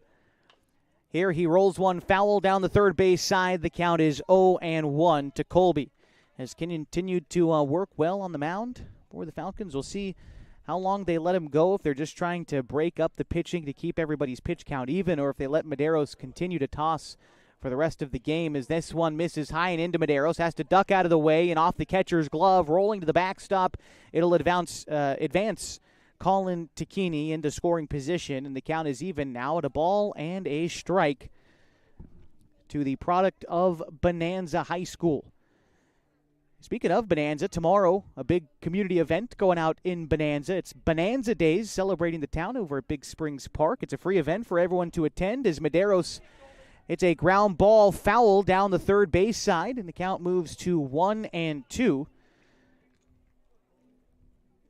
Was talking about Bonanza Days on the K-Lad Morning Show this morning down at Lithia Dodge like we do every Friday morning, and had someone come in, met her for the very first time, and it took her 5 minutes for her to tell us that she was actually the mayor of Bonanza talking to us. But very neat experience. Bonanza Days starts at 10 a.m. with the parade tomorrow. They've got activities for the kids at Big Springs Park. There's a chili cook-off, all types of things. Here's the 1-2 pitch to Maderos. It misses outside. The count is 2-2.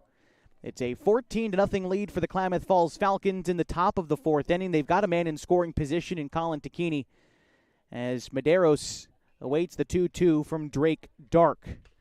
Hit into the air, right side, and out of play foul. Count remains. Pardon me. There is one out in the inning. It was Baird on the sacrifice fly. Earlier in the frame, earned an RBI in that out as well. Here's the pitch to Maderos. It is fouled back. Count remains 2-2.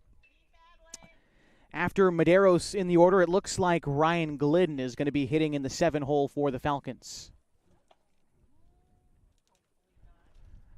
Drake gets the ball back. Circles around the hill before settling on the rubber. And here's the 2-2.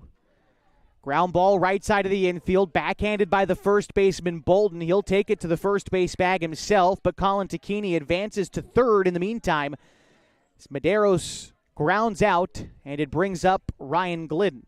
Again, advancing the runner to third, though now with 2 outs.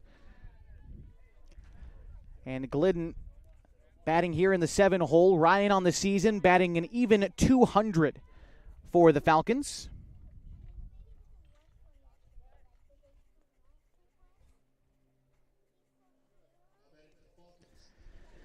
Hamilton exits the game after going 1 for 2 and an RBI and a run scored. We'll see if he winds up re-entering on the defensive end in a moment. But otherwise, it'll be Glidden's first opportunity to swing the bat in this game. He'll take strike 1. After Glidden, it looks like Carson Sims is still waiting on deck, batting in the 8-hole. Here's the 0-1 pitch. Glidden lifts one into the air, center field. Pratt going back near the wall. It is gone! Ryan Glidden, a 2-run homer, makes it 16-0 Falcons straight away center field. Goodbye baseball. 16-0 Falcons, and an exclamation point for Ryan Glidden. First home run of the summer. And it'll bring up Carson Sims.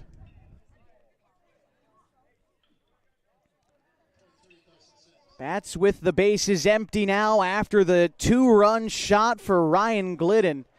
Here's the pitch to Sims. That one is taken for a ball outside, 1-0. First home run of the season for Ryan Glidden. RBI number 8 and 9 for him on the campaign as Sims hits one into the air to the right side. Right fielder Valentine makes the catch in foul territory, and that will end the inning. But Ryan Glidden doing some damage with the stick. A 2-run home run, and it's 16-0 Falcons as we go to the bottom of the fourth inning on 104.3 and 960 Sports and MyBasin.com. The innocence of youth. Is there anything any better? But soon they'll be in high school and facing all the same challenges you faced. How to make friends, how to fit in, how to be cool.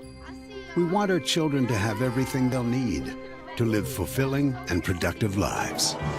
Make sure the kids in your family are among the more than 120,000 participants here in Oregon who take part in high school sports or activities. At mybasin.com, we bring you the power of local radio, the pace and reach of social media, the information of 24-hour news, and the excitement of local sports. We do this with a team of radio professionals that is second to none. Klamath Falls is a community that we love and a place that we are proud to call home. Klamath Falls deserves a media group that is as committed to you as you are to Klamath Falls. MyBasin.com is your go-to place for news, sports, events, and everything going on at home in Klamath Falls.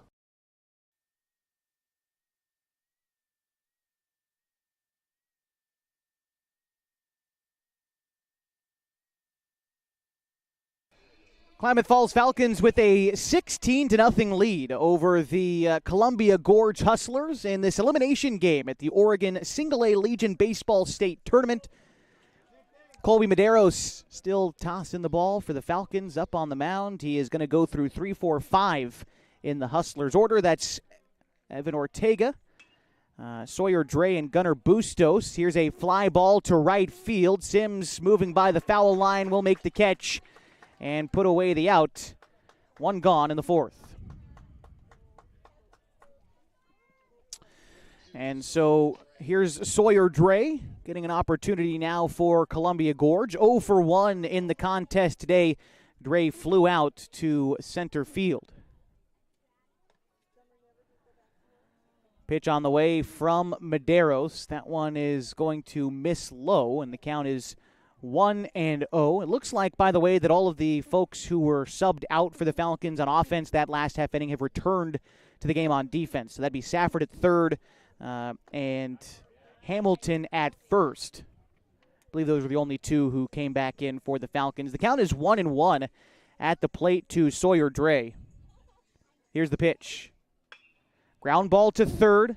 Safford knocks it down, collects. The throw on to first is going to short hop Hamilton. And an E5 will allow Dre to reach base with one out in the fourth inning. Brings up Gunnar Bustos. Bustos singled in the first inning, singled in the second inning, but was left stranded. On the season, Bustos is the team's second leading hitter, batting .358 on the summer. Also looks like we're going to see a courtesy runner come out for the catcher. That's number 5, Zeke Cervantes, the elevating freshman for the Dalles High School next year. Cervantes aboard at first, and the first pitch to Bustos will drift away and a touch low. The count is 1-0 for Bustos. He will be class of 2028 for the Dalles. The 1-1 pitch from Maderos. It misses outside. The count now 2-0. The Dalles earning the number 15 seed in the prep season in the 4A state tournament.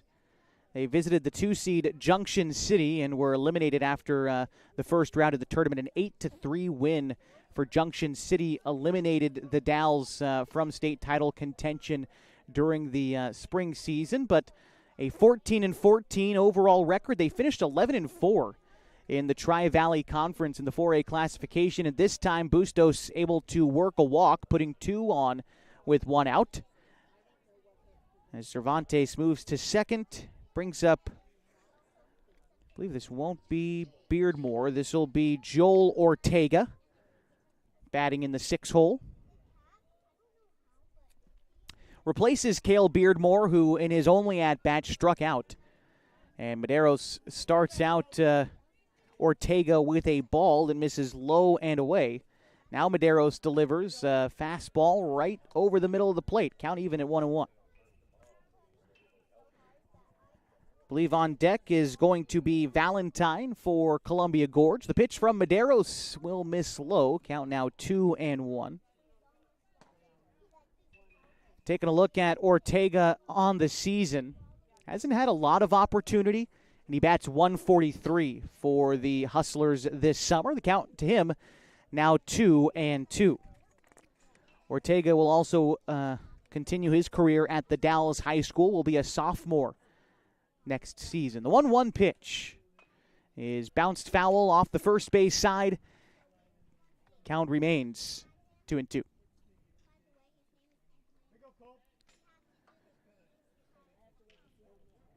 Inning started with the fly out after an error and a walk. There are 2 men on. Here's the pitch. It is waved at and missed And that is strike 3, now 2 gone, and it brings up Chaz Valentine. Nope, this actually looks like Thatcher Dre. Pardon me. He is a pinch hitter here in the 7-hole. Valentine only had 1 at-bat. He struck out back in the 2nd inning, so now Dre gets an opportunity.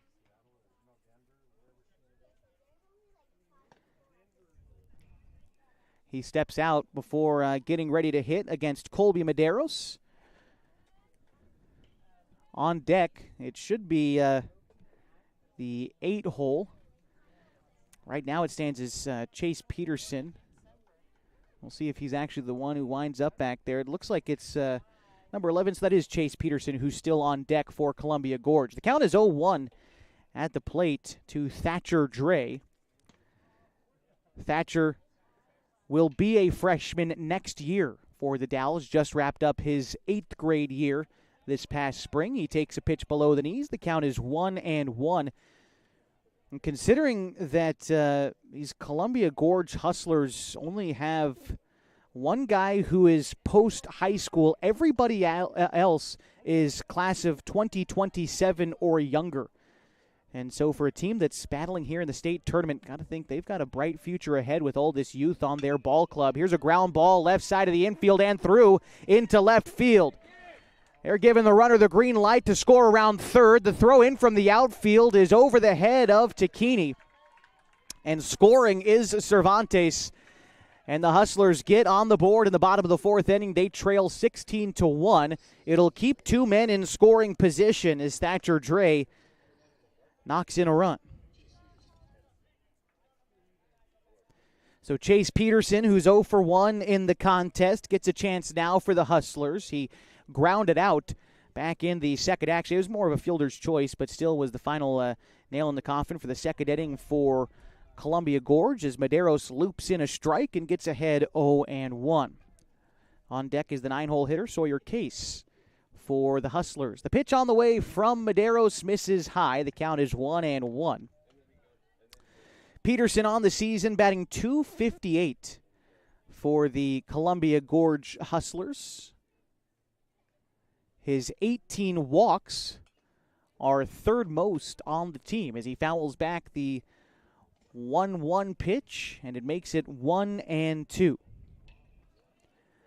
Maderos looking in, gets the sign from Jacoby, but not before the batter, Peterson, calls time. Might have been the umpire, actually. It looked like Case hadn't yet received the foul ball. So now we're ready for baseball. Here's the 1-2 from Maderos. Bouncing ball out towards short. Shively up with it, sets his feet, fires onto Hamilton, and that'll do it in the 4th inning. 1 run comes across for the Hustlers, though, on 1 base hit in the inning, and they leave 2 men stranded. They trail 16-1 as we go to the 5th on 104.3 and 960 Sports and MyBasin.com. Time to reclaim your health and your autonomy. At Heartfelt OBGYN, they focus on you. Their evidence-based approach to care means fewer office visits and a targeted treatment plan to directly address your specific needs. They believe in solutions for their patients, not the industry's profit margin. The providers at Heartfelt OBGYN are committed to serving the community and giving back to the basin. Find them at heartfeltobgyn.com. Heartfelt, because you deserve to be in control of your body and your informed choices. At Eisler Group, they are confident that their tax and accounting professionals are experienced and trained like no one else. From individual, corporate, partnership, estate, trust, Eisler Group stands ready to help you with all of your financial, tax, and accounting needs. They have been in Klamath Falls for nearly 60 years, raising their families here and being part of the community. The Eisler Group can be found at EislerKF.com. That's ISLERKF.com. EislerKF.com.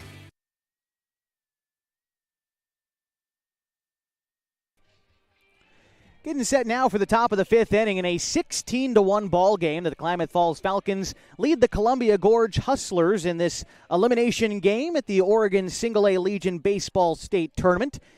And the new arm out there for the Hustlers, number 29, Cannon Stocks.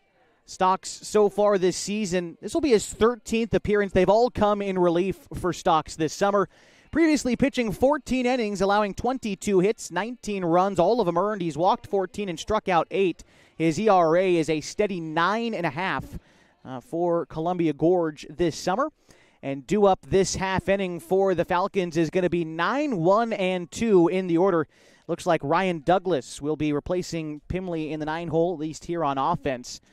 Douglas, I think for the first time this season, going with the high-socked stirrups. I got to say, I love it. I used to wear stirrups when I played baseball in high school, too. So when someone breaks it out here at the Legion level, always pretty cool to see. And especially when it's not a required part of the uniform. There are some teams that we play that make you wear the high socks and the stirrups, but Douglas choosing to go old school today. So that pitch misses down and in. The count is 1-0 to Douglas. Pimley exits the game after going, without an at-bat, I suppose. 2 walks and a sacrifice fly with an RBI for Pimley. Finishes without an at-bat. The count 2-0 from the left-hander Cannon Stocks. That one misses outside as well. The count 3-0. No other defensive changes that I can tell for Columbia Gorge either, so I think it's just a straight-across swap. The 3-0 popped up to the right side in foul territory behind first. It'll be the first baseman Bolton who makes the catch for the first out in the top of the 5th inning. So now we go to Hunter Glidden, who's batting in the leadoff spot in place of Max Price. Price exits the game after reaching base in all 4 plate appearances, but finishes 1 for 2 with an RBI. First pitch to Glidden, waved at and missed, strike 1. Must have been neat for Hunter to see his older brother go yard earlier in the contest as Hunter Glidden hit his first home run of the summer. And now it's Hunter's turn to try and replicate what Ryan did earlier.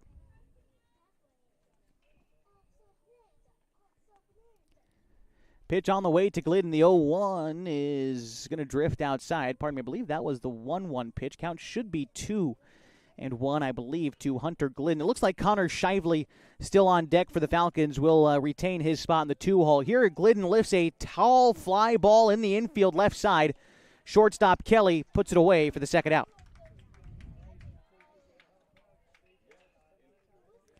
And so here is Connor Shively, batting now for the Klamath Falls Falcons with the bases empty and 2 outs. Shively is 1 for 3 in the contest today. Shively singled in the first and scored a run.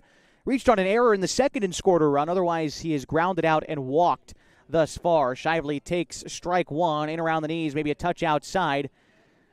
But Shively falls behind. Here's the 0-1 pitch from Stocks. That one skips in the dirt, and the count is even now at a ball and a strike.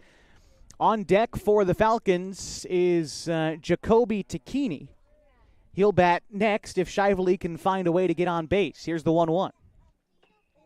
Shively waves and misses at an upstairs pitch. Count moves to 1-2. If you're curious who's due up for Columbia Gorge to start an improbable rally, it's 9-1-2 in their order. And we'll get there next as Shively strikes out looking to end the 5th inning. The Falcons carry a 16-1 lead to the bottom half next on 104.3 and 960 Sports and MyBasin.com. We drive play an important part of our everyday. Whether we're going to work, dropping off the kids at school, or maybe even on that first date. Vehicles we drive play an important role in all of that. And that's why at Klamath Falls Subaru, we are so passionate about getting you the long-lasting vehicle that you will love. When you come to our store, you'll find that every department is dedicated to caring for our customers, which is why I can proudly send anyone here knowing that they will be treated like family. Stop by and say hi. When you come to Klamath Falls Subaru, you're coming home. Sports was kind of what defined me as a person. I loved to play every sport I could possibly play. The Abbeys was really the family stomping ground for all of our community. Saturday afternoon soccer tournaments, we'd head over to Abbeys afterwards. And then when we got up into middle school, on our way home, we'd stop at Abbeys after basketball games. When I go home, I want to see 2 things when I drive through Winston. I want to see my Abbeys and I want to see my high school. And those are the 2 memories that stick out the most to me.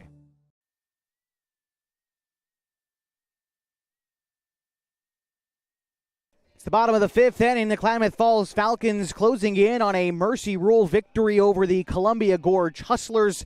The Falcons will turn to a new arm to try to close the deal. Hayden Poor getting a chance in relief here. Poor is making his 11th appearance of the summer. This will be his 5th in relief. He's pitched 37 innings so far this summer, giving up 32 hits, 11 runs, 9 of them earned. He's walked 17 and struck out 35, all good for an ERA of 1.70. He carries a 6-1 record coming into play today, and he will go through 9-1-2 in the Columbia Gorge order to try and advance the Klamath Falls Falcons in the Single-A Legion Baseball State Tournament. Again, tomorrow's bracketology could be a little bit strange as the Falcons will advance if they're able to hold on to game number 12 in the tournament. There's only 2 games that go on tomorrow, game 12 at 5, game 13 at 8 o'clock. But you try not to seed teams against guys they've already played in games 12 and 13 of the tournament. So it's supposed to be the loser of the nightcap tonight, which would be Central Point and Eugene. Whoever winds up losing that game would play the Falcons tomorrow. However, if Central Point beats the Ole Athletics, Falcons have already played Eugene. So it looks like, again, this is just an educated guess based off of how these things usually go, that regardless of the results of the other games tonight, that the Falcons would play Central Point. Again, that's just the best I can figure, but you'll know for sure after the final game of the evening is concluded tonight between Redmond and Eagle Point. The 2-1 pitch on the way to Sawyer Case is a check swing, but called a strike. The count 2-1 to the left fielder for the Hustlers. He singled in his first at-bat. That was in the 3rd inning. Here he takes ball 3 upstairs, and Poor is behind 3-1 in the count. Delivery on the way. That is looked at for strike 3. Pardon me, I missed a pitch there, and a strikeout will set down the leadoff hitter in the bottom of the 5th inning, and it will bring up Landon Pratt.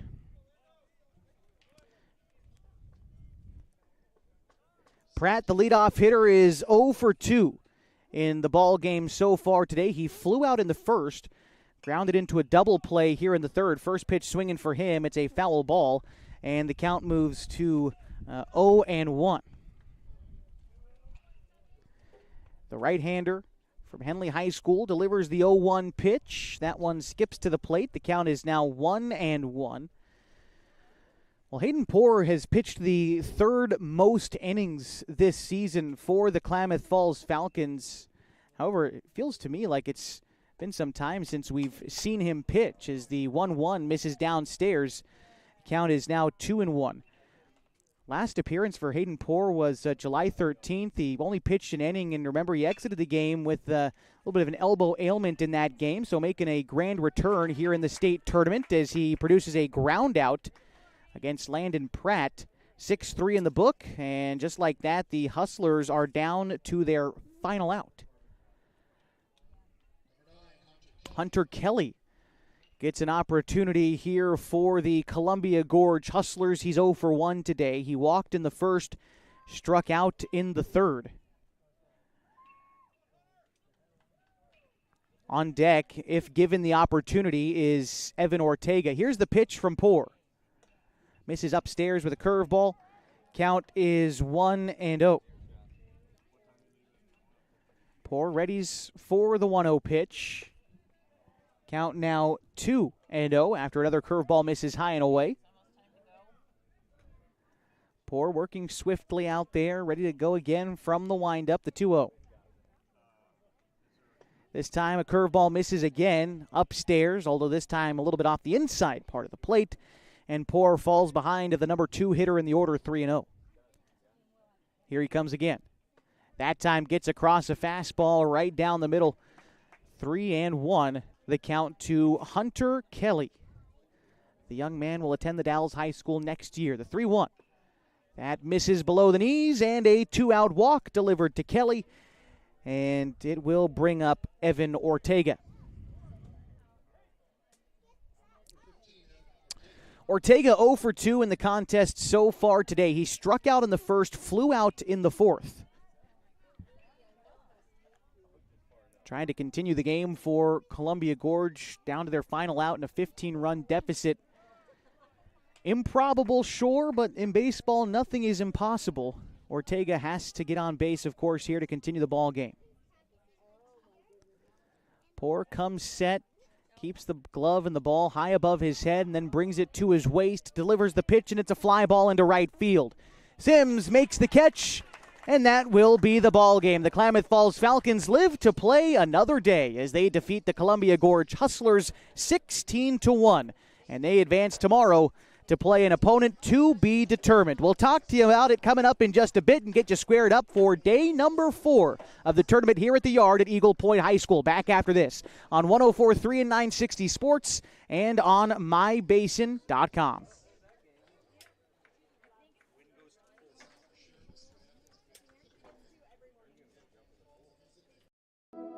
Threads. There are many threads that run through our region. There are churches and schools and Little League teams that bring us together and bind us into communities. There are roads and cars, there are houses and jobs and businesses, all woven together to make the fabric of our communities. There are financial threads that are part of that tapestry as well. For over 80 years, it's been our pleasure to be headquartered here, providing financial services to generations of our friends and neighbors. From that first savings account, to retirement planning, and all of the cars and houses and groceries in between, we keep your money local, investing it back into our communities, adding more threads to the fabric to make our communities stronger. Pacific Crest Federal Credit Union. Find your path. What rhymes with great? Participate. Where does greatness start? Here, in the classroom. On the stage. In the pool. On the field. Where will your greatness take you? To better grades. To more friends. Yeah! Be great. Participate!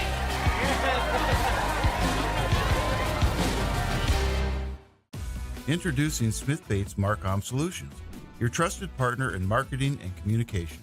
We specialize in crafting compelling campaigns, eye-catching graphics, and impactful branding materials. Smith Bates is like working with dependable friends. They always help us build our professional image. Through the innovative strategies that the team at Smith Bates suggested, we've been able to give the brand at Calor the boost that it desperately needed. Unlock your potential with Smith Bates Marcom Solutions.